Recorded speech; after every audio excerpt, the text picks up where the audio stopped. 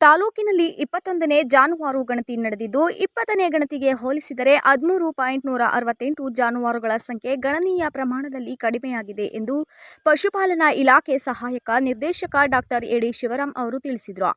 ಸುದ್ದಿಗೋಷ್ಠಿಯಲ್ಲಿ ಮಾತನಾಡಿದ ಅವರು, 20ನೇ ತಾಲೂಕು ಜಾನುವಾರು ಗಣತಿಯಲ್ಲಿ ಒಟ್ಟು 1,18,549 ವಿವಿಧ ಜಾನುವಾರುಗಳು ಇದ್ದವು. ಆದರೆ 21ನೇ ಜಾನುವಾರು ಗಣತಿ ಕಾರ್ಯ ಕೈಗೊಂಡ ವೇಳೆ 1,05,381 ದಾಖಲಾಗಿದೆ. 13,168 ಜಾನುವಾರುಗಳ ದೊಡ್ಡ ಮಟ್ಟದ ಸಂಖ್ಯೆ ಇಳಿಕೆ ಕಂಡಿದೆ. ಇದು ಆತಂಕಕಾರಿ ಬೆಳವಣಿಗೆಯಾಗಿದೆ ಎಂದರು. ತಾಲೂಕಿನಲ್ಲಿದ್ದ 79,088 ಹಸುಗಳ ಸಂಖ್ಯೆ ಪ್ರಸ್ತುತ 73,722ಕ್ಕೆ ಇಳಿಕೆ ಕಂಡಿದೆ. ಅದೇ ರೀತಿ 15,107 ಇದ್ದ ಎಮ್ಮೆಗಳ ಸಂಖ್ಯೆ 6,380ಕ್ಕೆ ಕುಸಿದಿದೆ.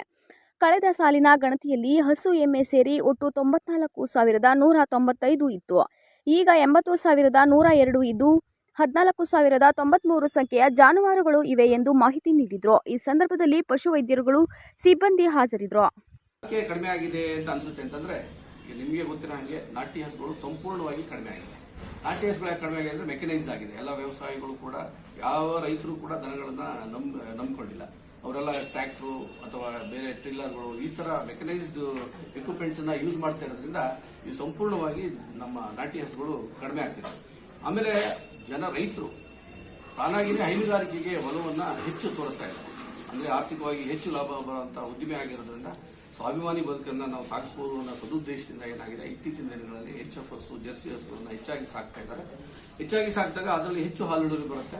ಅವಾಗ 10 ಹಸಿರವನ್ನ ಕಡಿಮೆ ಮಾಡ್ಕೊಂಡಿದ್ದಾರೆ. ಒಂದು ಲೇಬರ್ ಕಡಿಮೆ ಇರುತ್ತೆ, ನಮಗೆ ಹೆಚ್ಚು ಇನ್ವಾಲ್ವ್ಮೆಂಟ್ ತೋರ್ಸಕ್ಕಾಗಲ್ಲ. ಹಳ್ಳಿಯಲ್ಲಿ ನಾವು ಬದುಕಕ್ಕಾಗಲ್ಲ, ಪೇಟೆಯಲ್ಲೇ ಬಂದು ಬದುಕಬೇಕು. ಅವಾಗ ಇರುವಂತ ಸಣ್ಣ ಕೊಟ್ಟಿಗೆಯಲ್ಲಿ 2 ಹಸು 3 ಹಸುನ ಸಾಕೊಂಡು ಹೆಚ್ಚು ಹಾಲನ್ನ ಉತ್ಪತ್ತಿ ಮಾಡಿಕೊಂಡು ಆ ಹಾಲನ್ನು ಅದರಲ್ಲೇ ಆರ್ಥಿಕವಾಗಿ ಲಾಭ ಪಡಿಬೇಕು ಅನ್ನೋ ಸದುದ್ದೇಶದಿಂದ HF ಜರ್ಸಿ ಇಟ್ಕೋಗಿದ್ದಾರೆ.